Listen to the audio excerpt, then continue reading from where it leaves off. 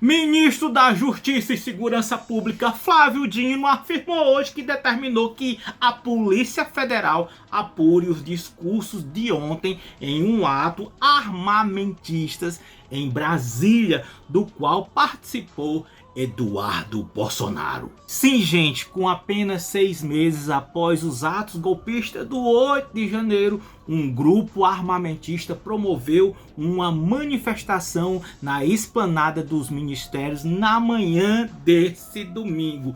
Tudo a favor de armas, mas é muita cara de pau, né? Mas como a maior parte do povo brasileiro que aprendeu com o governo Bolsonaro que armas é atraso, que mais armas não resolve o problema de violência, que pelo contrário, a maioria das armas legalizadas vão parar na mão do crime organizado, vão parar na mão de traficantes. E foi.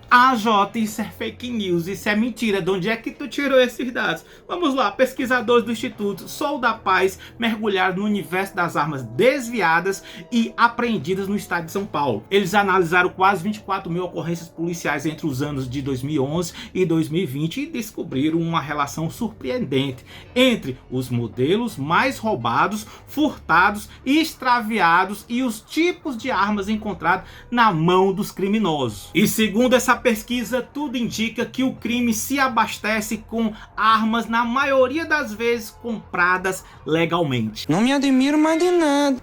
Mas ainda não levou fé? Pois vamos lá. Dono de arsenal registrado como CAC desvia munições compradas legalmente para traficantes no Rio. E olha que essa matéria é agora, bem aí, agorinha de 2022.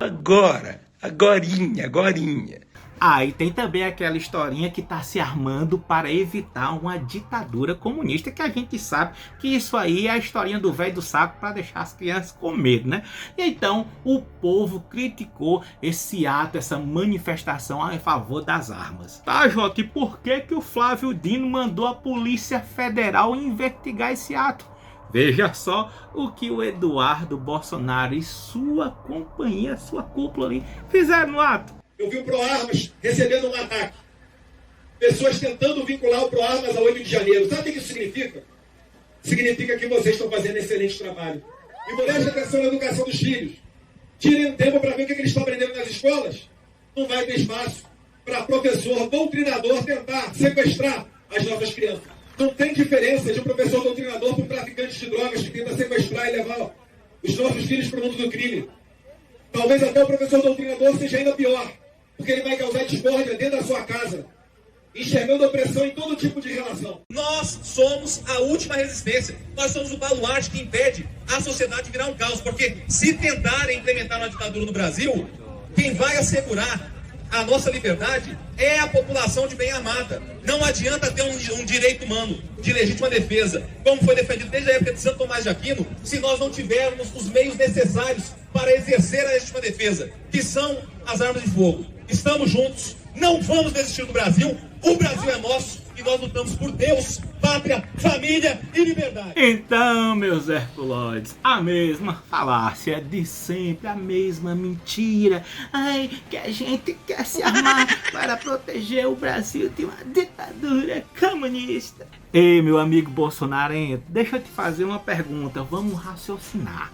De 2002 a 2018, que inclusive Bolsonaro foi eleito democraticamente. Quantas vezes você viu Lula, o PT, os petistas atacando as urnas eletrônicas, dizendo que foi fraude, inclusive, né, que Bolsonaro ganhou, ou atacando o Estado Democrático de Direito, ou pedindo intervenção militar com Lula no poder, ou pedindo uma revolução comunista, invadindo o Congresso, o STF, quebrando e cagando tudo. Quebrando tudo e cagando essa bosta aqui!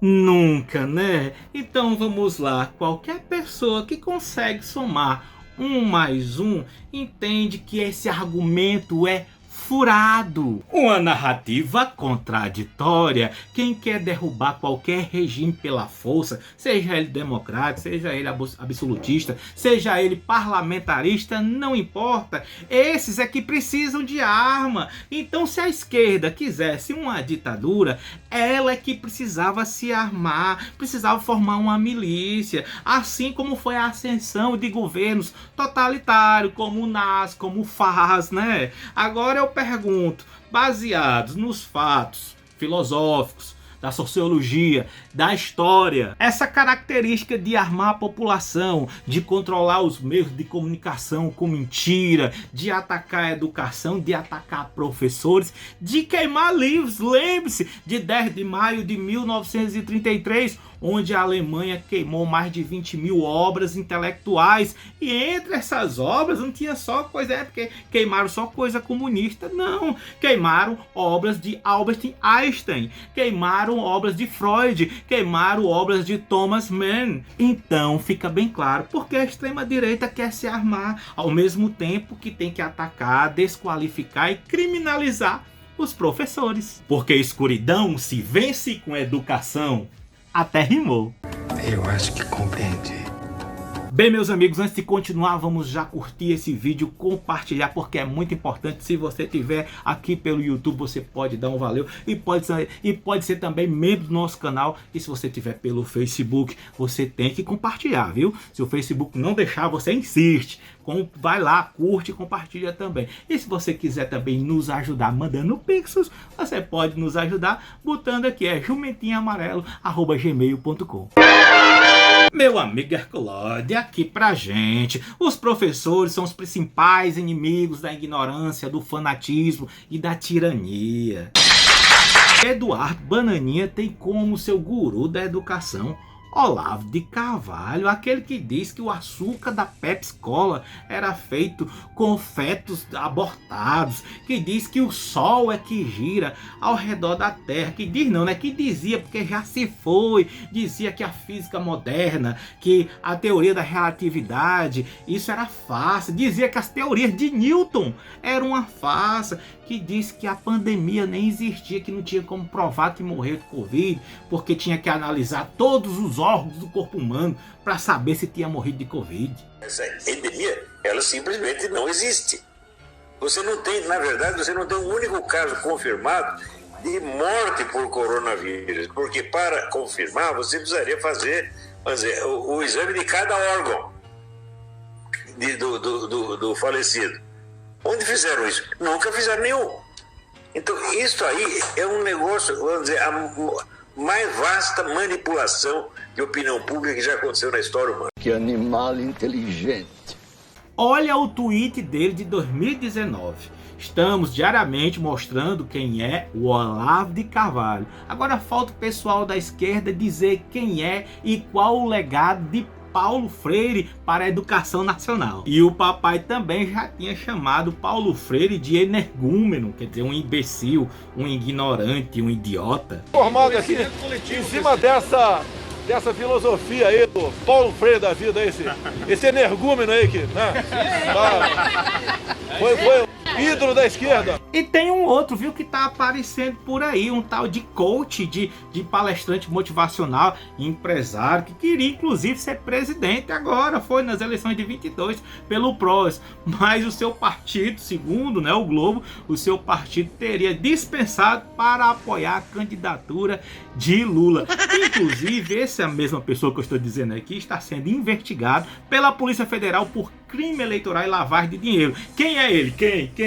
É um tal de Pablo Marçal. Esse que chegou a dizer que Paulo Freire era um pé de chinelo da escola literária de Brasil. O aprendizado é isso, Paulo Freire fala isso. Que Acho Paulo que você Freire, nem lê, né? Deus, que Você Paulo já Freire. leu Paulo Freire? Olha só, Paulo Freire, vou mandar um beijo no seu coração por todo esse serviço que já fez essa nação. Nossa, você publicou quantos livros, professor? É isso que acontece Isso que acontece na escola com pública. pessoas que defendem, que acusam o maior patrono da educação do nosso país. O maior pé de reconhecido chinelo da história mundialmente, literária né, do Brasil, com comunista, um método de alfabetização que absolutamente que revolucionou... Pelo amor de Deus, cara. Agora deixa eu perguntar pra vocês, gente.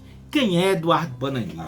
quem é Bolsonaro, quem é esse Pablo não sei de quê, na frente de Paulo Freire. Paulo Freire, formado em Direito, tem 39 títulos de doutor honoris, quer dizer, com honra de causa, tem 150 títulos de honra e medalhas, intelectual brasileiro mais citado em artigos acadêmicos no mundo. Ficou conhecido nacionalmente e internacionalmente pelo seu método de ensino, que conseguiu alfabetizar 380 pessoas em 40 horas, isso em 1963, no interior do Rio Grande do Norte, numa cidadezinha chamada de Angico. Eu faço o que eu posso. E no seu método de ensino ele usava o conteúdo dentro da realidade do aluno, do contexto de vida do aluno. Se o aluno fosse um pedreiro e ele ia ensinar a palavra tijolo, ele perguntava o que é o tijolo, o que é que você faz com tijolo. O aluno, eu construo casa.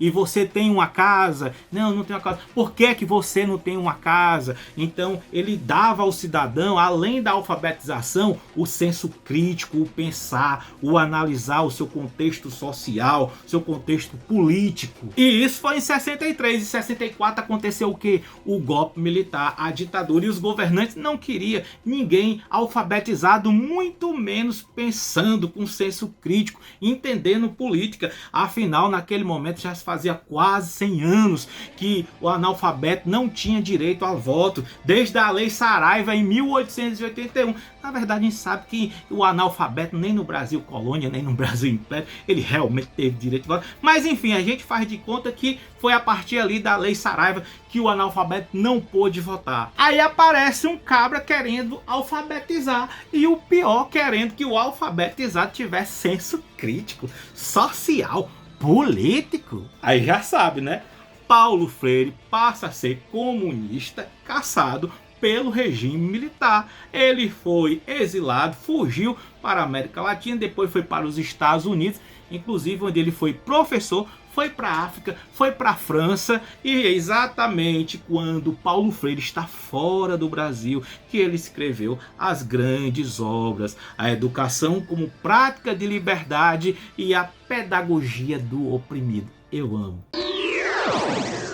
Então, meus amigos herculoides, será que se juntar o currículo de Bolsonaro e de todos de extrema direita aqui do Brasil chega pelo menos perto do currículo de Paulo Freire?